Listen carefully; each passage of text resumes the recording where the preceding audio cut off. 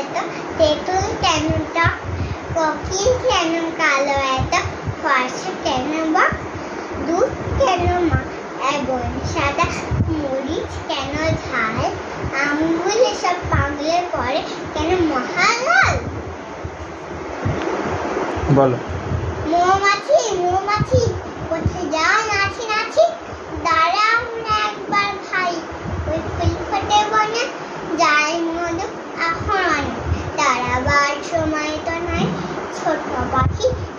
পাখি কিচিমিচি ডাকি ডাকি, কোথায় যাও বলে যাও শুনি,